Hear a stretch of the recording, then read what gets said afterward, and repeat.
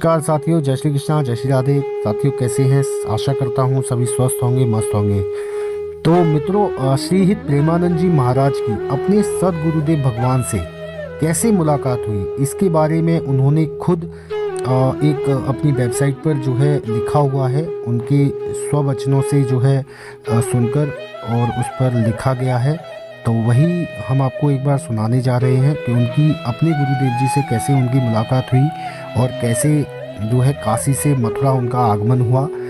तो इस पर हम आपको पूरी उनकी दास्तान मित्रों सुनाने जा रहे हैं। हमने एक और वीडियो डाली थी पहले, जो कि प्रेमानंद जी के महाराज के संपूर्ण जीवन के बारे में थी।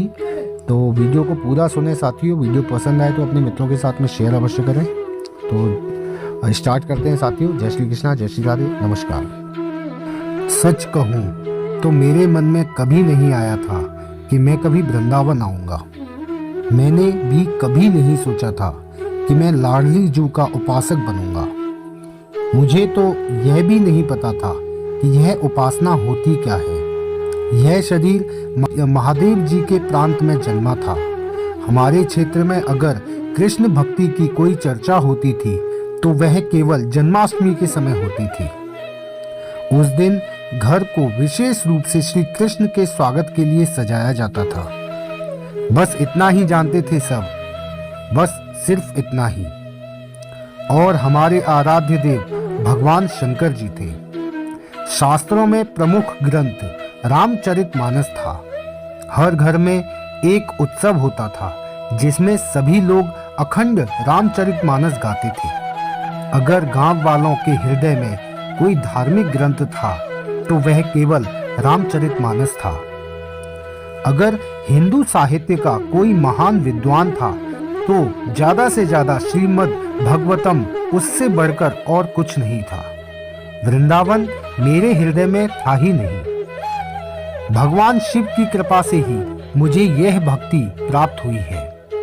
न मैंने कोई गुरु चुना था, न मैंने कोई उपासना चुनी थी। मैंने किसी को नहीं चुना। वृंदावन कैसा होगा केवल चिंतन होता था। महादेव जी ने मुझे यहाँ भेज दिया। फिर वृंदावन पहुंचते ही मेरा ध्यान प्रियालाल श्री राधा कृष्ण पर गया। मैंने कभी राधा वल्लभ जी के दर्शन भी नहीं किए थे और न ही मुझे इसके बारे में कुछ पता था। मैं केवल बांके बिहारी जी के दर्शन करने जाता था। सर्वशक्तिमान परमेश्वर ही मुझे यहाँ खींच लाए। जब मैंने पहली बार बांके बिहारी जी के दर्शन किए तो मुझे जो आनंद मिला उसका वर्णन नहीं किया जा सकता। मेरा हृदय खुशी से उछल पड़ा। यह एक अद्भुत अनुभूति थी। मैंने बिहारी जी से अपने हृदय की बात की। मैंने कहा कि मैं एक सन्यासी हूँ, कृपया मुझे कुछ प्रसाद दीजिए। मैं मन ही मन बिहारी जी से यह कह रहा था कि पीछे से किसी ने मेरे कंधे को थपथपाया। मैंने मुड़कर देखा तो वहां एक गोस्वामी जी थे। गोस्वामी जी ने मुझे माला पहनाई और प्रसाद का एक बड़ा कटोरा मेरे हाथ में दिया। आप कहाँ से आए हैं? उन्होंने पूछा मुझसे। मैंने कहा कि मैं काशी से आया हूँ। उन्होंने कहा, मैं आज से आपको रोज प्रसाद दूंगा। मैंने बिहारी जी से प्रसाद मांगा और उन्होंने तुरंत मेरी इच्छा पूरी कर दी। यह कितना अद्भुत है। इस घटना के बाद मुझे लगा कि मुझे ठाकुर बांके बिहारी जी की कुछ सेवा करनी चाहिए। रास्ते में पानी घाट की ओर तुलसी के पौधे थे। वहां से मैं तुलसी के पत्ते तोड़कर बिहारी जी के पास ले जाता। एक दिन बिहारी जी के दर्शन कर रहा था, तभी पास में खड़े एक ब्रजवासी ने मुझसे पूछा, क्या आप कभी राधा वल्लभ जी के मंदिर में गए हैं? मैंने कहा, जी नहीं, मुझे पता ही नहीं। तो मुझसे बोला कि चलो मेरे साथ चलो। उसने कहा, मैंने बिहारी जी की ओर देखा और मुझे लगा कि यह उनकी ही लीला है, इसलिए मैं उनके साथ चला गया। मुझे राधा वल्लभ लाल जी की सीढ़ियों पर छोड़कर वे बोले, तुम यहाँ से अकेले ही जाओ, मैं घर जा रहा हूँ। जिस क्षण मैंने राधा वल्लभ जी को पहली बार देखा, मुझे बहुत ही अपनापन महसूस हुआ। मैं कभी राधा वल्लभ मंदिर गया ही नहीं था और ना ही किसी को वहां जानता था। मैं प्रतिदिन वृंदावन की परिक्रमा के लिए जाता था। एक सुबह परिक्रमा करते समय मैं एक सखी को एक पद गाते हुए सुनकर मंत्र मुग्ध हो गया। उसके कुछ शब्द थे जो मैं आपको बताता हूँ।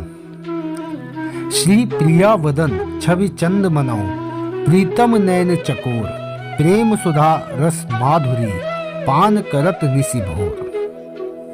ऐसा लग रहा था जैसे उस श्लोक के शब्द मेरे हृदय में उतर रहे थे।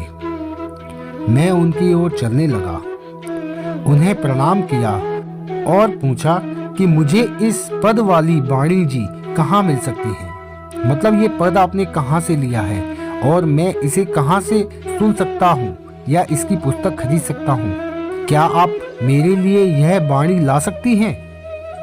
क्योंकि मेरे पास पैसे नहीं थे। उन्होंने मुझे ऊपर से नीचे तक देखा और कहा, बाबा मैं ला सकती हूँ, लेकिन वह आपके किसी काम का नहीं होगा। मैंने भगवा वस्त्र पहने हुए थे, मेरे लंबे बाल थे और मैंने त्रिपुंड तिलक लगाया हुआ था। वह मुस्कुराई और बोली, बाबा यदि आप इस श्लोक को समझना चाहते हैं तो पहले राधा वल्लभीय बनो, अन्यथा आप इस सन्यासी वेश में इस दिव्य प्रेम का अर्थ नहीं समझ पाएंगे। मैंने तुरंत उनसे पूछा, सखी राधा वल्लभीय कैसे बनते हैं? उनके मार्गदर्शन का पालन करते हुए मैंने राधा वल्लभ संप्रदाय में शरणागत मंत्र दीक्षा ले ली। बलराम ब्रजवासी, जो कि मेरे पुराने परिचितों में से एक थे, उन्होंने भी मुझे कई बार एक संत के बारे में बताया। उनकी आंखों में राधा वल्लभ जी के लिए जो प्रेम था वह अद्भुत था। बलराम जी ने कहा, बाबा आपको उनसे एक बार अवश्य मिलना चाहिए। मैंने उनसे पूछा कि वे कहाँ रहते हैं, तो उन्होंने कहा, परिक्रमा मार्ग पर मदन केर के सामने लाडली कुंज में। मैंने इसे श्री राधा रानी का संकेत समझकर और उनकी कृपा समझकर उनसे मिलने का निश्चय किया। एक दिन पूज्य महाराज जी से मिलने के लिए मैं उनके वहां गया और मैंने उनका दरवाजा खटखटाया। बहुत देर तक प्रतीक्षा करने के बाद दरवाजा खुला और पूज्य महाराज जी बाहर आए। उनका चेहरा लाल था और उनकी नाक बह रही थी, उनके अश्रु बह रहे थे। मेरा रोम रोम रोमांचित हो गया था। जैसे ही मैंने उन्हें देखा मुझे लगा कि मैं अपनी अंतिम मंजिल पर पहुंच गया हूं। मैंने उनके चरण कमलों को प्रणाम किया। मेरा सन्यासी वेश देखकर महाराज जी 2 कदम पीछे हट गए। उन्होंने तुरंत मुझसे पूछा, तुम यहाँ कैसे आए? मैंने धीरे से उत्तर दिया कि मैं आपसे बात करना चाहता हूँ।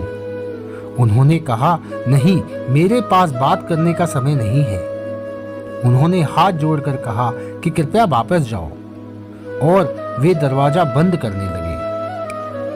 मैंने तुरंत उनसे कहा, रुकिए महाराज रुकिए, मैंने राधा वल्लभ जी के संप्रदाय में दीक्षा ले ली है, अब मैं राधा वल्लभीय हूँ। उन्होंने आश्चर्य भरी निगाहों से मेरी ओर देखा। मेरा सन्यासी वेश, लंबी जटाएं और माथे पर राधा वल्लभीय तिलक था। उन्होंने विनम्रता से कहा, अच्छा तो क्या तुम कल आ सकते हो? उस समय तो मुझे वहां से चले जाना ही चाहिए था, पर मैंने वहीं रहने की जिद की। हम दोनों अंदर गए और सद्गुरुदेव जी ने मुझे अपना आसन बैठने के लिए दे दिया, क्योंकि मैं एक संत के वेश में था। उनके कमरे में ऐसे आध्यात्मिक परमाणु थे कि मुझे रोने का मन हुआ। मैंने हाथ जोड़कर कहा कि महाराज जी कृपया मुझे बताएं। उन्होंने दया भरी निगाहों से मेरी ओर देखा और धीरे से कहा, क्या मैंने उनसे कहा कि मैंने सन्यास का मार्ग छोड़ दिया है? राधा वल्लभ संप्रदाय में उपासना के क्या तरीके हैं? मुझे कुछ समझ नहीं आ रहा है कि मुझे क्या करना चाहिए महाराज जी। उन्होंने मुझे प्रेम भरी निगाहों से देखा, मेरे हाथ की 3 उंगलियां अपने हाथ में ली और मेरे हाथ को सहलाने लगे। उन्होंने कहा, सब ठीक हो जाएगा, सब ठीक हो जाएगा। इतना प्रेम कैसे बताऊं? यह उनका पहला स्नेह था। मानो मैं फंस गया। उन्होंने मेरी आत्मा को पकड़ लिया। अब बताओ मैं इस सब में कहाँ हूँ? मैं वैराग्य का मार्ग छोड़कर राधा वल्लभीय कैसे बन गया? यह सब प्रभु ने ही रचा था। मैं वहाँ था या नहीं था, केवल दया और कृपा ने ही मुझे हमारी प्यारी लाडली जो श्री राधा रानी जी के चरणों तक पहुँचाया। महाराज जी की शरण से पहले मैंने इस संप्रदाय का न तो साहित्य पढ़ा था, न ही कोई सत्संग सुना था। केवल श्यामा श्याम राधा कृष्ण की कृपा और दया ने ही मुझे मेरे सद्गुरुदेव भगवान के चरणों तक पहुंचाया। तो साथियों, ये थी कहानी श्री गुरुदेव जी महाराज श्री हित प्रेमानंद जी महाराज की अपने सद्गुरुदेव से मुलाकात होने की, उन्हीं की द्वारा। उनकी एक पुस्तक है जो कि भजनमार्ग.com पर आपको मिलेगी और वहाँ पर उन्होंने अपने इस आप बीती कहानी के बारे में जो है लिखा हुआ है। आप वहाँ जाकर के सुन सकते हैं। बहुत ही मार्मिक प्रसंग है महाराज जी का। आपको अगर आनंद आया हो सुनकर तो वीडियो को अधिक से अधिक शेयर अवश्य करें साथियों। इस वीडियो में फ़िलहाल इतना ही है। फिर मिलेंगे अगली वीडियो में। तब तक के लिए जय श्री कृष्णा, जय श्री राधे, नमस्कार।